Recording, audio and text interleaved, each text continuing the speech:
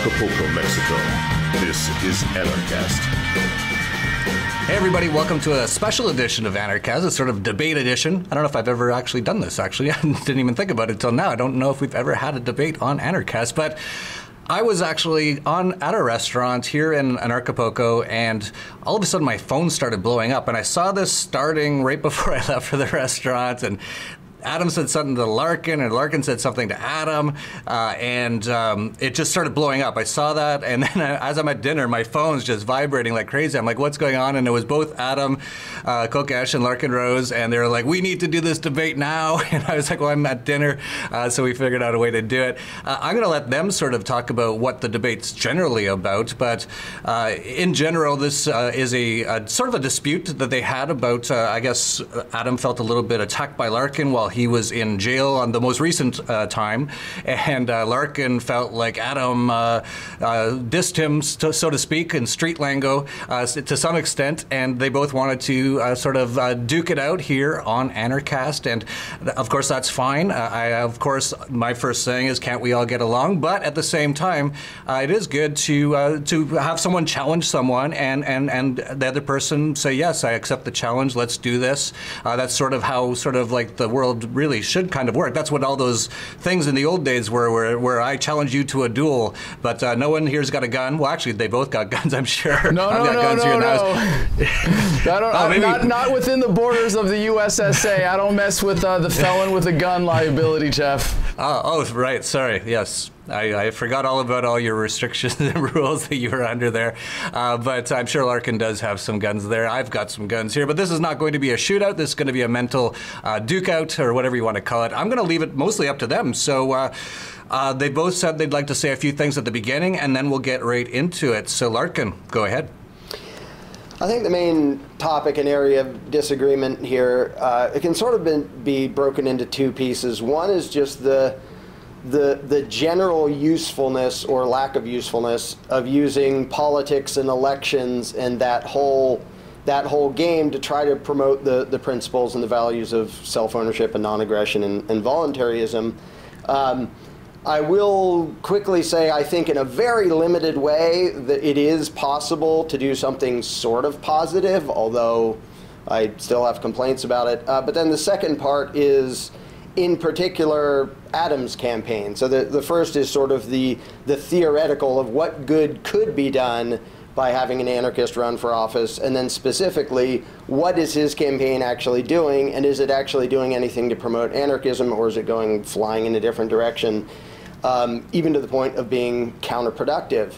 And I'll just be really quick in my opening here to say that the only thing I would have any respect for as far as political action would be somebody basically joining the circus to make fun of it, to have a campaign that mocks the entire notion that whoever gets the most buttons pressed next to their name has the divine right to rule, and basically just using the attention you would get for having a campaign to point out that government is inherently bogus, its laws are inherently bogus, democracy is inherently bogus, and to go for the underlying problem, which is the belief in authority, and the belief specifically in political authority, and all the things that try to pretend that is legitimate and actually bestows upon a ruling class the right to rule. So I can see in a very limited setting how somebody could run a campaign that's basically designed to completely mock the thing, to say, I don't want your vote. If you vote for me, you're being silly. Your vote doesn't mean anything. Whether you vote for me or vote for them, it's all ridiculous. The whole game is ridiculous. Their legislation is ridiculous. The notion that it's legitimate and that there's any authority and any respectability to this whole game is ridiculous. If somebody ran for office on that as an anarchist, I could sort of respect it. Anything else, I don't. And the second part, to go to Adam's campaign website and see what we see there, and I'm sure we'll get into the more specifics, so I'm not going to cover that all in my opening. I think not only does his approach do no good, it is absolutely counterproductive. It legitimizes the rituals. It legitimizes the notion of having a political savior with a master plan to come in with a legislative agenda to play their game, the the game of the tyrants, for the tyrants, and by the tyrants, as if we could use that to achieve freedom. And not only does that never work and has no chance of working, but it does the exact opposite of good by legitimizing the circus. The way to deal with the circus known as politics is not add our own clown to the circus. It's to tear down the legitimacy of it, and this campaign does nothing of the sort. It plays the game, it legitimizes the game, it tries to make it look respectable, as if people who believe in freedom could win it and use that to achieve freedom. It doesn't work that way. Mr. Kokesh. Well, Larken, I'm really glad to have your sort of respect, and I think you underscore what is really the most important part of this campaign, which is waking people up, which is changing the paradigm. But there is another component to it, as you point out, and it's not a legislative agenda. It's what we do to clean up the mess when we've hit that point at which people withdraw their consent to be governed entirely. Now, I'd like to take a step back because I think this is a very important strategic question for the libertarian movement, whether or not to participate in the political system. And we see in the current state of marijuana legalization that political action has immediately caused a reduce in the coercion, the violence of the state, in the most offensive form of it in the drug war. And that's a beautiful thing, that you can really credit a certain amount of freedom that we enjoy. And you might say, well, it came with the paradigm shift first, but the final mechanism of reducing the violence of the state was political participation. So there's a huge platform here because the state has made itself so disgustingly relevant in our lives. And by the way, this idea that participation legitimizes the state, that voting somehow makes it legitimate is to me, that's insane. That's contradictory to your very message, because no amount of voting, no amount of participation in the political process can make an institution based on coercion legitimate. So back in the 60s and 70s, the FBI had a program called COINTELPRO, the counterintelligence program, and its purpose was to subvert the anti-war movement and the Black Panther movement. And they didn't have to, go out and assassinate activists, although they did that.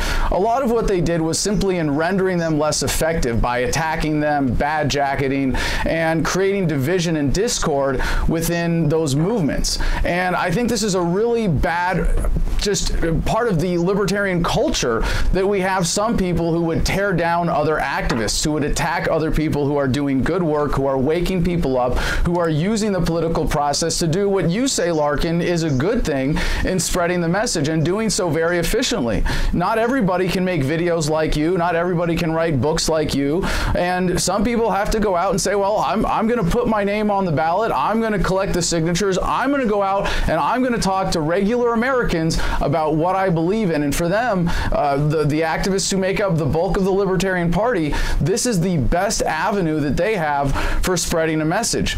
And I'm not saying that people who tear down other activists necessarily are COINTELPRO, but if I was a COINTELPRO agent infiltrating the movement, I would want to support those people who tear down other activists. I would want to support those who cause discord and division, as opposed to those who are cooperative and supporting other people and encouraging other people and getting other people more engaged and giving people more ways to spread the message. So I think it's really important not just that we take advantage of this opportunity and present practical means of implementing our ideas. Of course, yes, there should absolutely be the strident measure of, is the policy suggested in line with the non-aggression principle?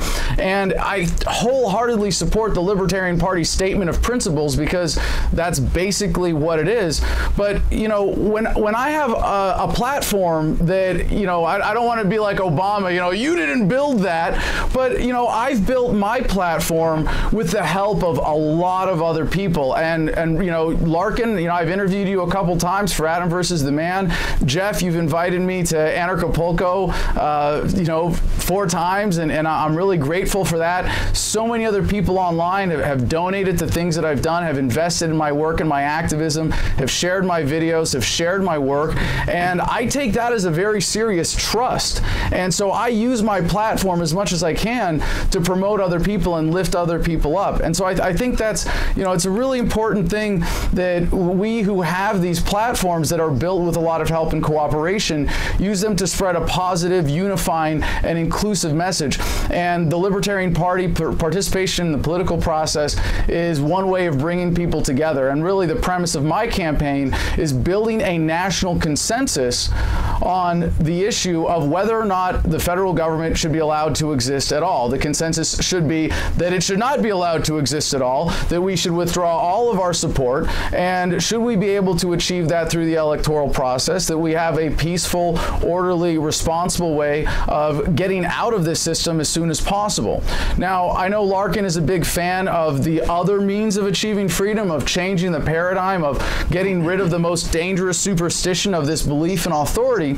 And I think that's great. I think that's really critical. And when we have achieved that, someone still has to go pick up the pieces, clean up the mess. And frankly, I'm not willing to wait for that to happen before we confront the state at its most evil and violent and destructive and do what we can to limit the danger, because I've seen it firsthand. And I don't mean to just play the veteran card, because that's kind of silly to say, well, because of my experience, but even looking around the world, you know, to see the pain caused by government's military interventionism, to see the pain caused by the drug war, I'm not willing to wait for it to collapse because enough people have withdrawn their material support. I want to give them an opportunity to withdraw their political support in such a way that makes it impossible for the state to carry out its most egregious forms of violence.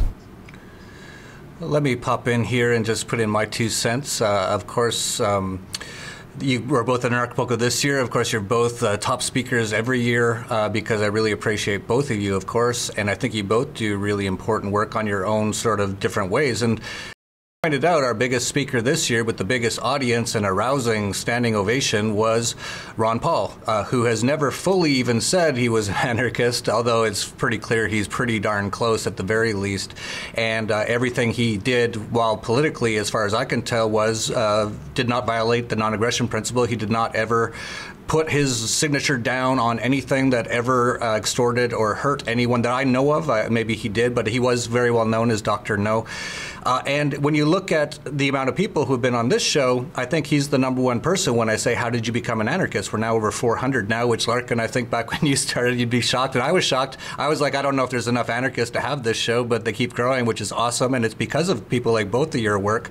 So I guess to throw it back at you a little bit, Larken, I can see all the things that Ron Paul even has done to help the liberty movement, because these people are so brainwashed and so enslaved, and they don't really pay attention unless someone's on that TV or someone's on that ballot box. It's crazy, I know, it's absolutely nuts. But in order to kind of change them, why not have someone like Adam up there and talking our language to them in a way that they can understand? How is that detrimental? And that's what I said in the opening, is if somebody uses it to spread the ideas, there actually can be a positive. And it was interesting to watch Ron Paul in his closing statements on the House floor say basically about himself what I had been saying about him for years, which is politically and legislatively, this is utterly pointless. It's about what people believe, and it's about spreading the ideas. And so, yes, there is a potential positive, even though it does sort of lend credence to the whole process.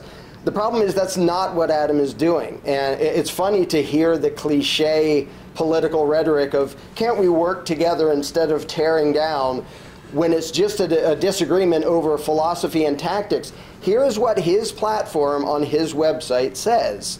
Now, picture yourself as the statist out there. See what you learn or see what you understand from this. You know what you learned from Ron Paul, because for years and years and years he talked about the principles, he talked about the concepts. Here's what you get in Adam's platform. When elected, I will swear in, walk to the White House, and sign one executive order. This executive order will lay out the process for dissolving the federal government in a peaceful, orderly manner. With it, I will be resigning as president to lay out the process for dissolving the federal, I will be resigning as president to become custodian of the federal government. And then he talks about how it'll appoint heads of the departments and so on and so forth.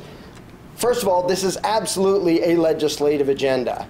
It is absolutely pretending that the way to achieve freedom is by putting the right guy on the throne who can ride in on his white horse with his magic pen to sign a magic executive order to bestow upon the rabble freedom. That has nothing to do with what freedom actually is. It has nothing to do with self-ownership and non-aggression. It reinforces the insane notion that we need the permission of rulers to be free. I got my hopes up after 11 words on his website, because after talking about his agenda and demonstrating his misunderstanding about what executive orders actually can be used for, he says, more important than the politics of the campaign is the education. Right there, I had my hopes up. It was kind of late in the game. He had already talked about all these plans for an executive order. But the sentence just sort of fizzles and crashes. He doesn't get into principles. He doesn't talk about voluntarism. He doesn't talk about non-aggression. Ron Paul did. He says more important than the politics of this campaign is the education about the nature of government and how we can apply it to live more free now. This campaign is about encouraging people to minimize the role of government in their lives and their role in empowering government. When you understand government properly, you relate to it properly. Period, end quote. What would anybody learn from that other than, well, he wants the reins of power to give us freedom for some vague something or other, and then he goes on to say how he's going to give some of the money into certain things for a veteran affairs thing. He's going to give some of the power to state governments. He states in other places, don't have to be forced under a single government to be united in American values. What does that mean? It says nothing philosophically. He says, quote, the way we move forward is by localizing government down to the community level, end quote. That's called littler statism. That's slavery light. And then at the video at the bottom of the page about himself is that he says he wants the movement to go from being a debate club to being a political force, meaning legislative power is the route he thinks we should use to gain freedom. And he says that what we should do is, quote, stop arguing philosophy, stop arguing ideals, stop being that debate club. Instead, say we are going to create practical policy that immediately improves everyone's lives based on our principle. My two main objections to this are, one, you completely left out anything resembling an actual voluntarist principle on your entire website, and instead promoted the notion of political action and voting as the path to freedom.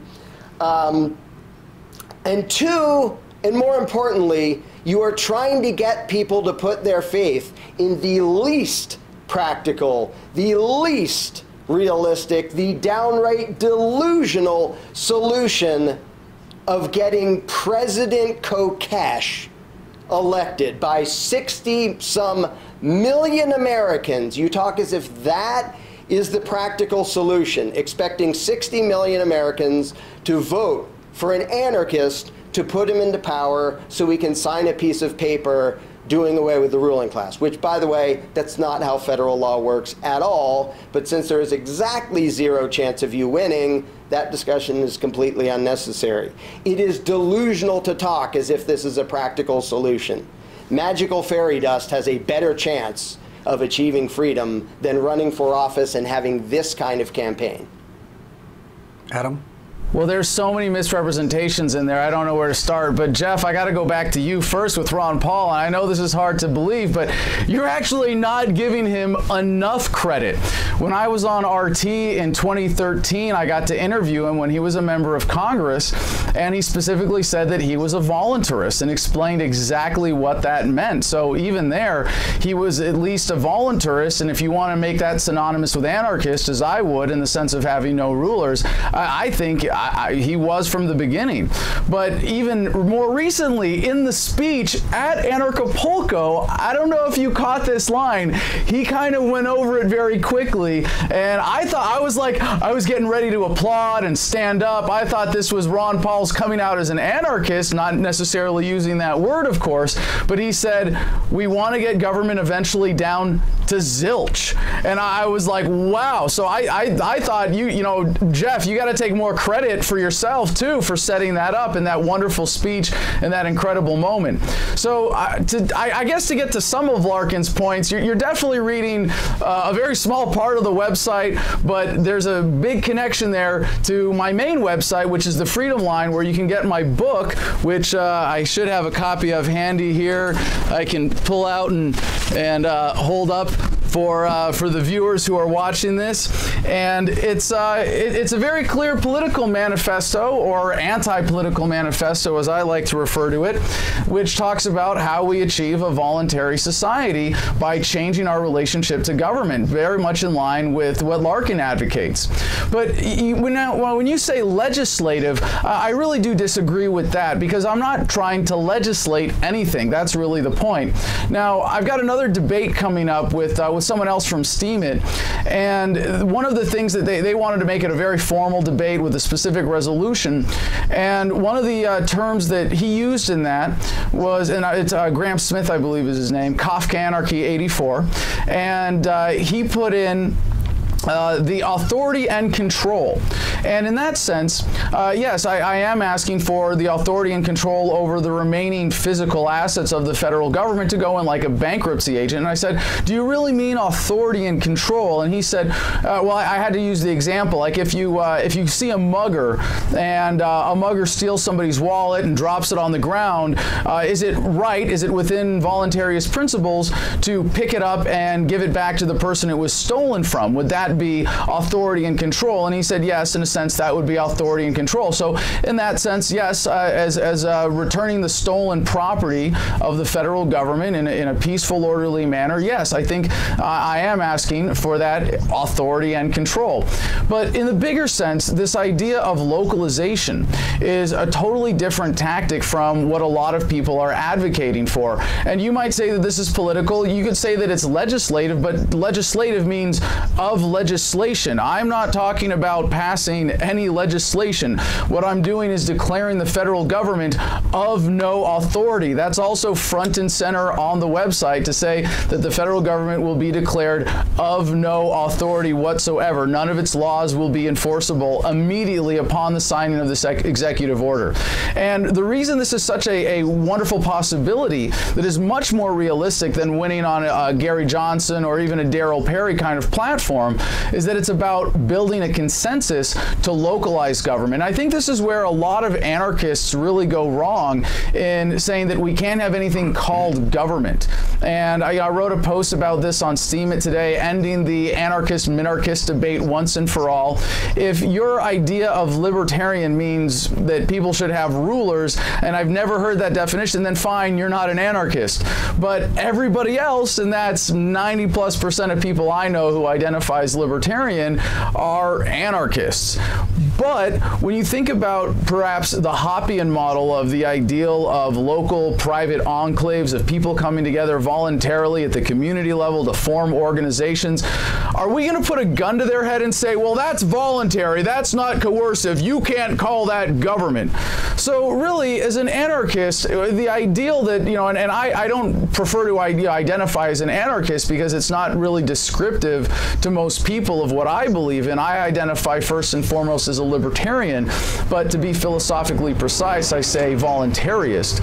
And in voluntarism, you have to admit that you would support individuals on private property coming together to form voluntary government. Our problem is not with an institution that controls or an institution that is labeled government. Our problem is with an institution that is not voluntary. And this is where we see a practical way out of statism that avoids the collapse, that avoids the pain, that immediately stops the most offensive, destructive, and painful aspects of government. So instead of arguing with people what should the role of government be, we should be arguing with people about how local it should be and that it should be voluntary. And the way we achieve that is not to threaten people with this, you know, revolution or overthrow or some, you know, real crazy impractical ideal, but to say, look, here's how you do it in a peaceful, orderly, responsible manner. You take government apart from the top down, eliminate the federal government, eliminate the state governments.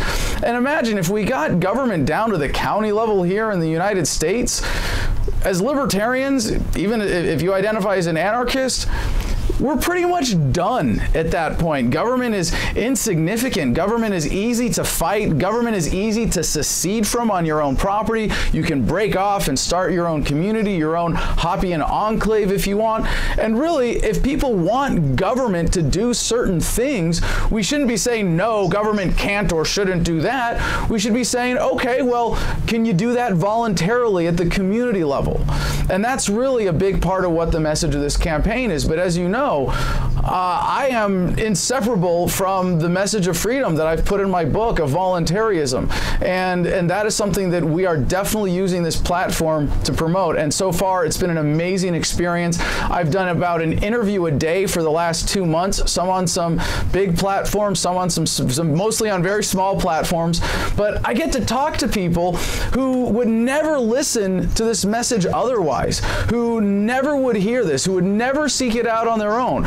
But the moment you say, look, I have an option, you can vote for a Republican schmuck, a Democrat schmuck, or you can vote for this exact plan to dissolve the federal government, that gets people's attention. That gets people thinking, and that has allowed me to reach people in a way that I knew was not possible really by any other means. And because most people, as you know, Larken, are checked out. Most people are not paying attention. You're not going to get them to read a 300-page book like The Most Dangerous Superstition. You're going to have a hard time even getting them to read a 100-page book like Freedom.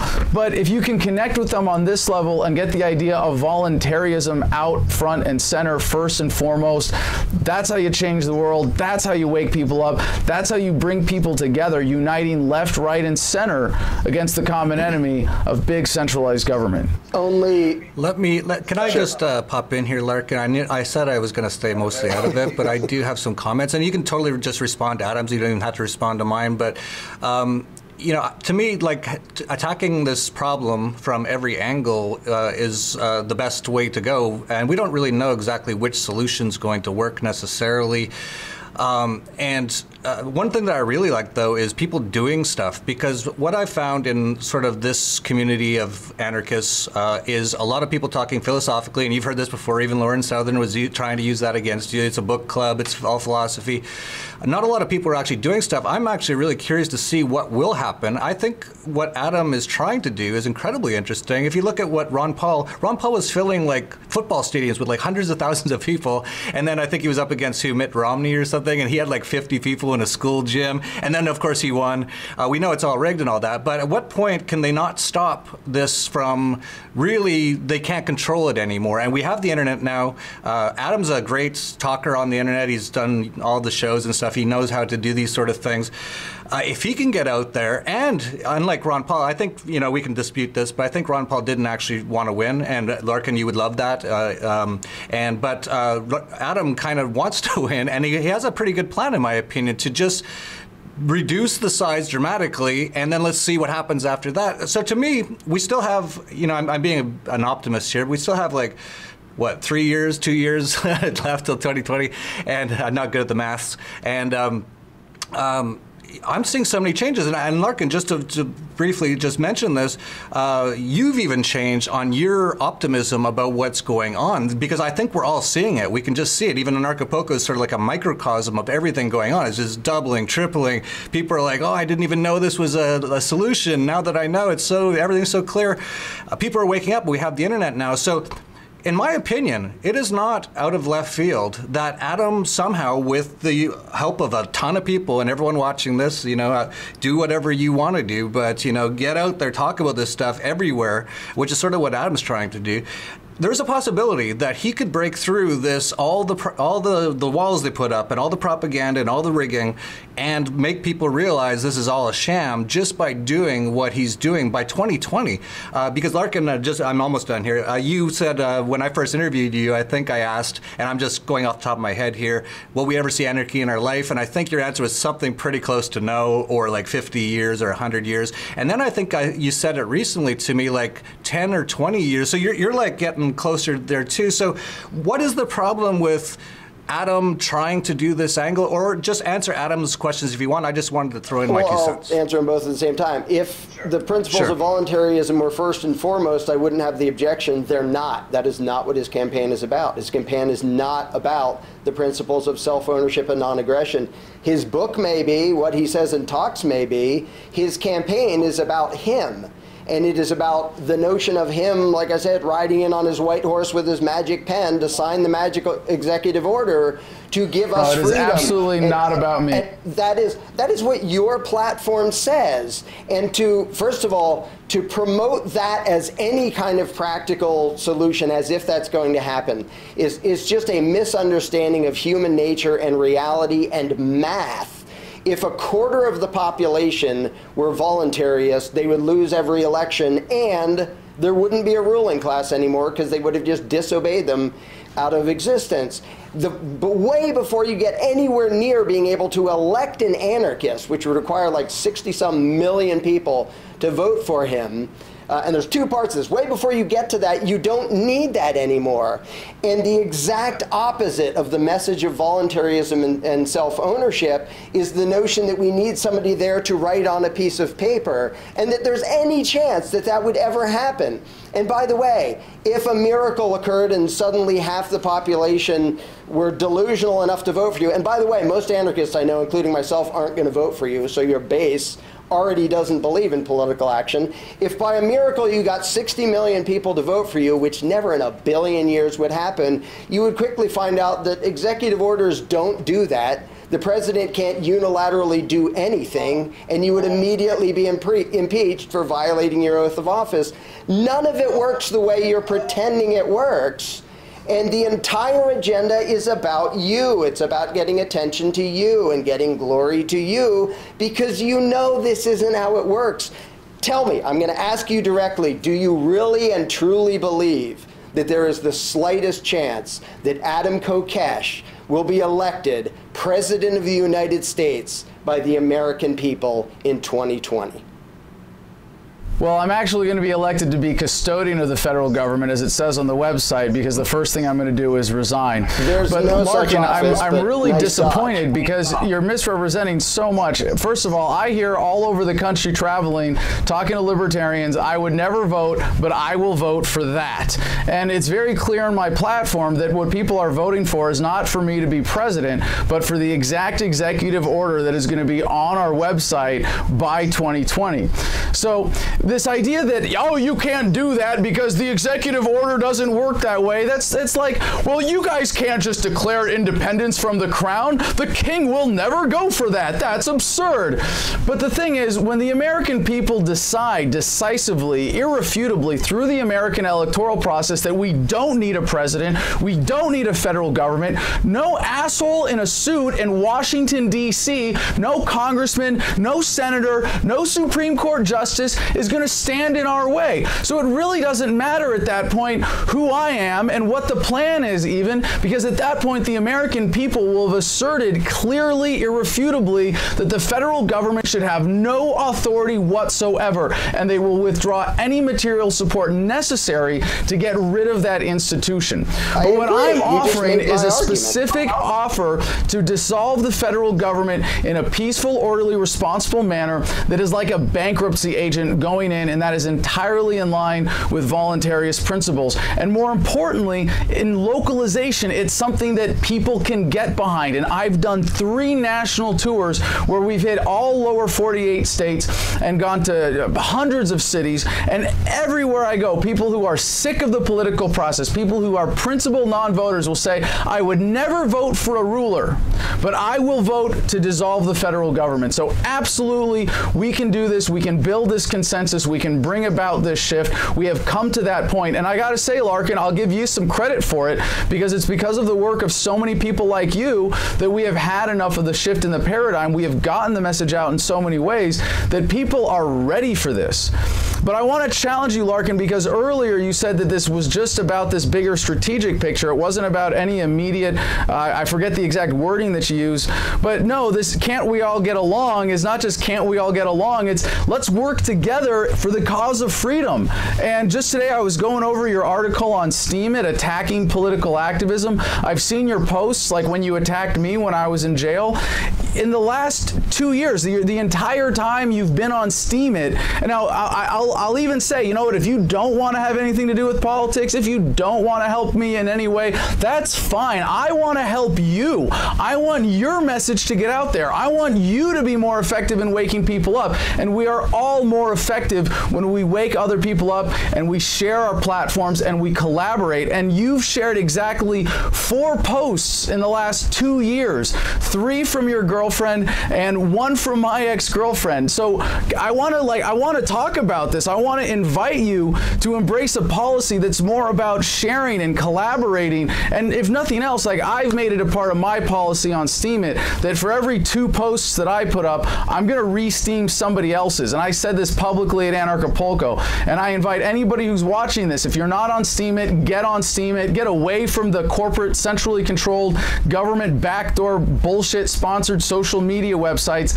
Get on steamit.com. When you get there and you got your first post, email it to me, adam@thefreedomline.com, and I will re-steam that and I will give you the full weight of my upvote. And Larken, I would ask, would you do the same? Not at all. And that was a really random, bizarre, irrelevant tangent. But let me back up to where you just totally made my point for me by demonstrating that by the time the paradigm is shifted enough, you don't matter, and your campaign doesn't matter, and your mythical executive order doesn't matter because enough people have given up the belief in authority. The thing that does not help anybody... Well, it matters in the sense of dealing with the institution. As I said, picking up the pieces and cleaning up the mess. And making sure that you're not going to win. This is all the way delusional for you to talk, for your website to say... And the king will never grant you independence. No, okay. It's the exact opposite. That's the worst analogy I've ever heard. The Declaration of Independence didn't say, hey, king, can you write down on a piece of paper that we're free? It said, we're free, we don't need your permission. That's not the same as going and saying, I'm going to be the president. I'm going to be the president and sign an executive order, a legal document, saying that we're going to dissolve the ruling class, which, A, never in a billion years. We're not. Hold on. See, again, you're misrepresenting. This is not the panacea, Larken. There's still lots of work to be done after this. We have to take the state governments apart. We have to get down to the county level. We have to keep showing people how freedom works. And there will still be a ruling class. This isn't going to get rid of the entire problem. This is not going to be a perfect redistribution of wealth and power. You are reinforcing the notion that political action and playing in this circus and adding our own clown to the circus is the way to achieve freedom. You are strengthening the mythology I'm saying we should end it once and for all. Strengthening the belief in political authority by playing their ridiculous games and by being so delusional that you actually think that you're going to be put on the throne so you can save us all by taking things apart. It's never going to happen. I don't want the throne, Larken. That's the point. You seem to be missing this, and I've said this publicly before, that if people ask, how can we trust you? And if we win because we have woken up so many people that there's a clear national consensus that the federal government shouldn't exist, and I go and I sit on the throne and they bring me this executive order to dissolve the federal government, and I say, no, no, no, bring me the dictator for life order instead. Shoot me. Just shoot me. And you should do that to anybody who tries to wield that unjust authority once it's been rejected. Absolutely. Now, I hope I wouldn't get shot if I somehow lose my mind and decide to do that. I hope you could just take me away in handcuffs and lock me in an insane asylum if I were to actually try to be president. But Larken, you seem to be missing the fundamental point of this platform, which is that the first thing I'm going to do is destroy the throne itself. The president has no such power, and for you to pretend that the American people an executive order has authority to do that while claiming it doesn't. That it doesn't. And the colonists did not have authority to declare independence. Your argument is invalid. It's a giant confusing contradiction. You're not spreading the message of liberty. You're spreading the message of we need a different savior on the throne. And in your talks, in your book, you spread the message of liberty. In your campaign, you spread something diametrically opposite to that, which is the notion that we want a legislative, procedural, electoral, democratic, constitutional dissolving of a ruling class. Oh, no, no, no. It is absolutely unconstitutional. What I am proposing is completely unconstitutional. Absolutely not. It is definitely not in line with the Constitution. In fact, that is the point. It is a rejection of that authority entirely. And when people challenge me on this, I tell them we are invoking the higher authority, which is the Declaration of Independence, which says we have not only a right but a duty to alter and abolish systems of governments that no longer serve us. Except that goes exactly directly against the entire concept of an executive order, which is an authoritarian decree by the executive commander-in-chief. It's totally authoritarian. It's totally reinforcing the notion that the whole game is legitimate, and then to turn around and say it isn't is schizophrenic. It makes no sense. That doesn't spread any coherent message of liberty.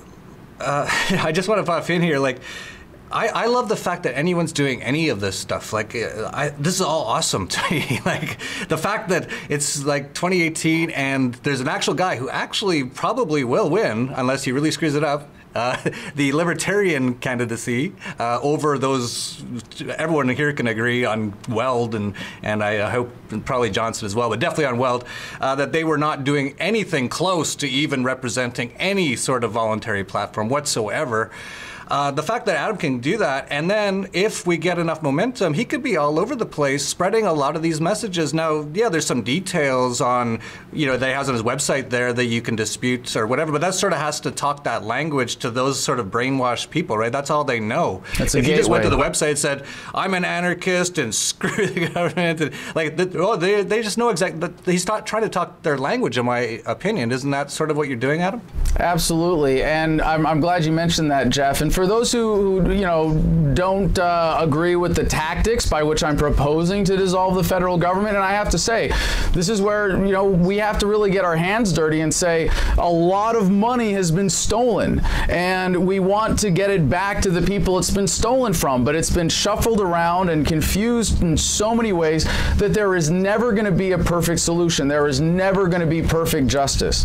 But we cannot ignore the fact that the state is relevant in our lives and that politics is relevant in the lives of most Americans. And there is a huge platform here and a huge opportunity, and it bothers me to no end that for the last 3 cycles, because a lot of people have been persuaded to get away from the political process who are good libertarians, that we have allowed non-libertarians to take this platform and misrepresent libertarianism to the American public with Bill Weld, Gary Johnson, and Bob frickin' Barr. Holy crap. And if nothing else, because I am 100% certain in my tactical analysis, but I'm 110% certain that we cannot allow this platform to be taken by another statist who would misrepresent libertarianism to the American public. And so for those of you who care about this, who identify as anarchists or libertarians, again, I think those terms are synonymous, then I encourage you to get involved in a way that takes advantage of this platform. And if you can help me out, if you're in the United States, we're about 1/3 of the way through convention season. We are engineering right now the libertarian takeover of the Libertarian Party. Right now, I'm in my mobile studio, No Force One. We're traveling the country. We were in Michigan this last weekend, had an awesome convention there. We're going to be in Tennessee this weekend. We've got still the big ones coming up with Ohio and New York and California and Texas. And all you have to do, and this is embarrassing, it is embarrassing how easy it is to take over the Libertarian Party. You have to be a delegate to the national convention to be able to vote on national officers and national platform issues. And all you have to do that is go to your state convention and raise your hand and say, I want to be a delegate to the national convention, and they put you on the list. Now, in some states, there are a few little hoops you have to jump through to join the organization, to put your name on a list a little bit in advance. But in most states, it's very easy. And you can actually get seated in a state where you don't even live. It's that open. Now, at the 2016 convention, now I know Probably most people watching are not big fans of Austin Peterson, but he was the leading challenger. By the way, I endorsed John McAfee, and after one of the debates, I saw Austin Peterson, and I said, look, if you were the nominee, I'd be happy to support you. You're getting out a much better message than Gary Johnson possibly could. But if one person on Austin's staff knew what they were doing in terms of organizing the delegate race, Austin would have been the nominee instead of Gary Johnson, and we would not have had Bill Weld or Gary on the ticket. There were about 200 empty delegate seats out of 1,000 at the end of the convention season in 2016. For all the complaints about the Libertarian Party, I haven't heard a single one that could not be solved by the person complaining, showing up, and doing something about it. So that's what I'm doing, and I hope you'll join this effort. Larken, we did want to wrap up within the hour, and Adam did a good job of pretty much closing off what he wanted to say there. So why don't you finish off with whatever you'd like to say? It was fitting in that it ended with political action, because that is the dichotomy here. If he was out there doing nothing but spreading the concepts of self-ownership and non-aggression, even if he called it a campaign and said, vote for me, but don't vote for me because it's silly to vote because nobody has the right to rule anyway, like I said, if an anarchist actually did that, I could see some good coming out of that. And I see good that came out of Ron Paul running and talking about the principles over and over and over again. To play the game, to talk about delegates and running for this party, we need to get this thing, and then if we can position over here, and to basically to become one of the clowns in the circus. And if you look at the rhetoric that the campaign uses, and Adam wearing his suit and tie, and he does his talk with the hand gesture that all the politicians do, and he does the mushy terminology that all the politicians do, so as to not alienate anybody by actually saying anything of substance. It's gross and it's totally pointless. It legitimizes the circus. It makes it look like it matters. And to speak of executive orders and winning elections as if that's the route to freedom, it's going to drag the attention and the hope and the money and the dreams and the time and the energy from anarchists and throw them into the pointless, illegitimate black hole of the political system, which you will never in a billion years win. It is a system designed by tyrants. Free people don't win that. People who believe in freedom don't win it, and they don't play the freaking game. Because to play the game is to say that the game is legitimate. The message that has to get out there is that political authority is fake and illegitimate, and you do not get that message out there by saying, give it to me, and I will use that authority to sign a piece of paper to authoritatively dismantle the government. That, aside from the fact that you will never accomplish that, all that does is strengthen the political authoritarian mythology in the minds of the people watching. That is the opposite of what we need to do. Well, I'm sure the comment section down below, put in all your opinions, please, on what has been said here. I think it is important, and we've been having this discussion sort of off and on for a while now, and sort of really nailed it down here with both Larken and Adam. I wanted to remain as neutral as possible, and as you guys know, that's generally what I do, is try to be like calm everyone, bring everyone in the same room. We don't need to fight too much. I would have to say that I personally side with Adam on this one, and the reason is because we don't know what's going to happen, and I want everyone to be working on every single angle possible. I don't even like anything to get rid of this thing, this horror that is beholden the entire earth at this point. And here's one thing about that I'm thinking, Larken, is like creatively, and I'm an entrepreneur, and I can kind of see how things might work out. Let's say Adam and we can kind of like continue for like 2 more minutes if you want here, guys, or if you don't, it's fine. But what if Adam does what he says he's going to do? He wins the Libertarian thing. He starts getting all over the place. They even have him on CNN and stuff like that until he starts saying what he's going to say, and then they cut him off, and then they start to really drag him through the mud, and all the stuff that they're going to do if he does that. But we have him on YouTube, and then they're going to get him off YouTube too. But then he's on YouTube, and it's getting like 1 million views, 2 million views, 10 million views. People are passing around to their friends. I've never heard anyone talk like this before. And then at some point, if he gets really popular and they can't stop it, they'll probably kill Adam. So just I'm sure Adam's aware of this. I've risked my life for far less worthy causes before, Jeff. I have no problem putting my life on the line for freedom. Yeah, and I'm sure you do, and you have risked your life for far worse causes, from what I've seen. This is a noble one, but if that happens, Larken, I just want to get a quick thought from you, because I know the one thing about Larken is that I saw a thing on. I've brought this up before. Someone said if you could press a button and it would get rid of all governments on Earth, would you press that button? And all my friends, all my anarchist friends, yes, yes, yes. Larken, no, because he's that principled. Like he's super principled. I consider him like the Buddha of anarchists. Like he sits under the tree and he's like, no, it's not against, it's against the principle, and blah, whatever it is. And that's great, and we totally need Larken for that. But imagine this, Larken, it goes through all that, the whole uproar, everyone's talking about it. The Libertarian Party candidate just got committed suicide by shooting himself in the back of the head 4 times in a Washington, D.C. hotel, where it usually seems to happen. And then everyone starts talking, I think this whole thing's a big scam. Like, could you not imagine that that is possible and just be okay with Adam at least trying to attempt this? I'm okay with people trying almost anything that actually forwards the principles of voluntarism. Political action, at least done in this way, doesn't do that. If later he, if he gets the nominee and gets a big an audience and then starts to actually in a principled, consistent, non-contradictory way promote self-ownership and non-aggression, that's cool. This campaign is not that at all. It just reinforces the entire authoritarian mindset and the entire political mythology people are taught. Yeah, I think that's the cut and dry way to look at it from a principled angle, but I'm thinking about outside the box here on this could spark something, sort of like Ron Paul. I wonder, Larken, if you met Ron Paul, sorry to carry this on, but I'm very curious on your views. If you met Ron Paul 30, 40 years ago and he said he was going to run for congressman to do what he was going to do, would you have supported him? It's hysterical, because I would have said exactly about him what I do now, and I would have criticized the parts that were minarchist. Ron Paul started a lot of people on the journey, but there had to be something after Ron Paul to keep them going on the journey to get all the way to voluntarism. So no, reading Rothbard, I wouldn't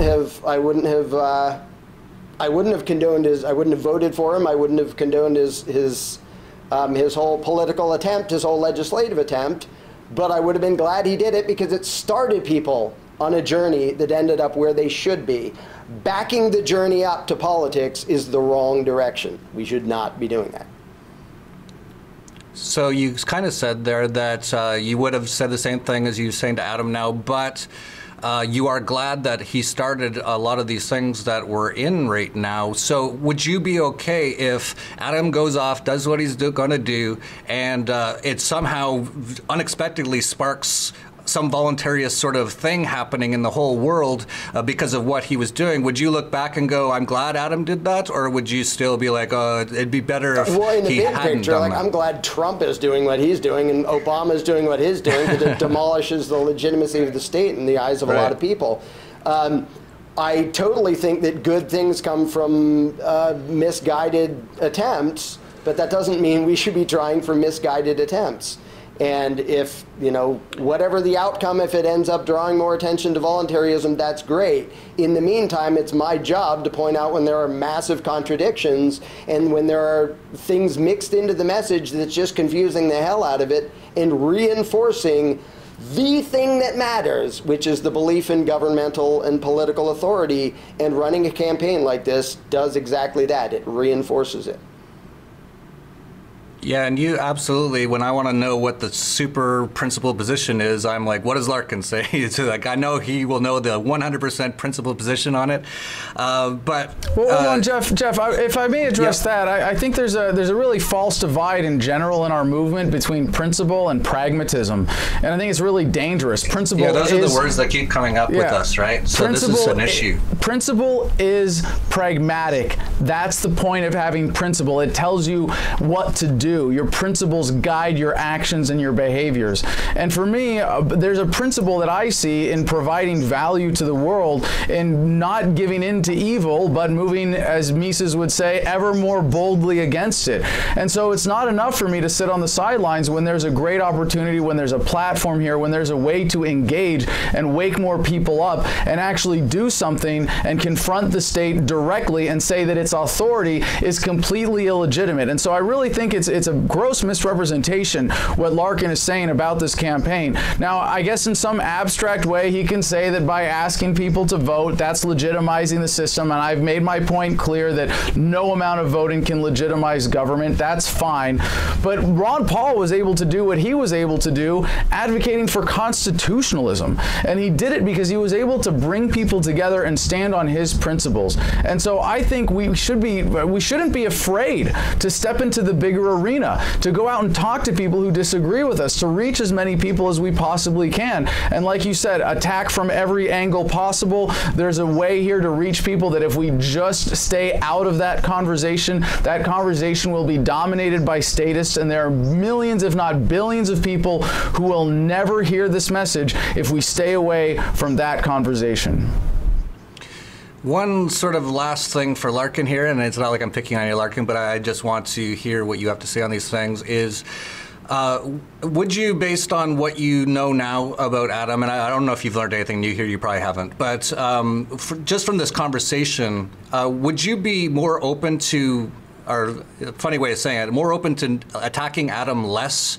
You know what I mean? Because like this attacking other people who are really on our side, right? Like you'd sort of agree that Adam's on our side, right? Like in general, you don't like the way he's doing it, but you would agree with that, right? So do you see my point about not really going too hard on people who are pretty much on the same team? Nothing, because I don't, despite the fact that he does the politician thing of saying I attacked him, I criticized his political campaign when they gave bail money to a statist political party, and that counted as attacking him.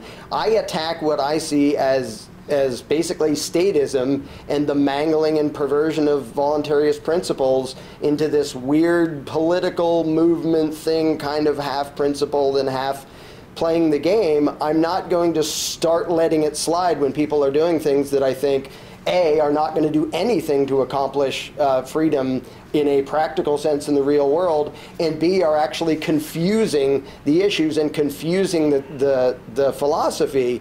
And I think Adam and I agree that the Libertarian Party has utterly mangled the concept of libertarianism. However, I think he's doing the same thing in a slightly watered down way by acting as if elections and executive orders are the path to freedom and having government dismantle itself.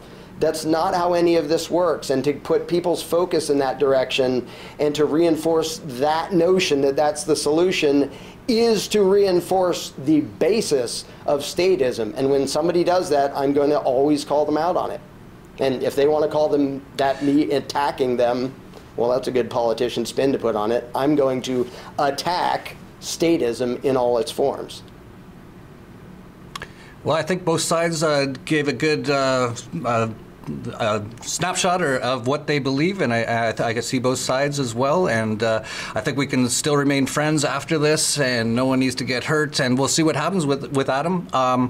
As a funny side note, we had to sort of reschedule this meeting because of daylight savings time. The government, or the mafia, changed the time in the USSA this weekend, and the mafia here doesn't change it for a few more weeks, which totally threw off my schedule, so I had to rearrange that. And I was thinking this weekend, it's like, if we can't even convince people how stupid daylight savings time is and that the government changes the time twice a year, we still have a long ways to go. So that's the pessimist side of me. There's also a very positive side. I see the growth. I see lots of people doing great stuff. I support pretty much anyone who's pretty much on our team trying to do anything they can, and that includes both of you. So thank you both so much for coming on Anarchast. I'm just going to leave it just like that. We'll hopefully see you both at Anarchaphoca next year, unless something weird happens in the meantime. And that's it for Anarchast, your home for anarchy on the internet. Peace, love, and anarchy.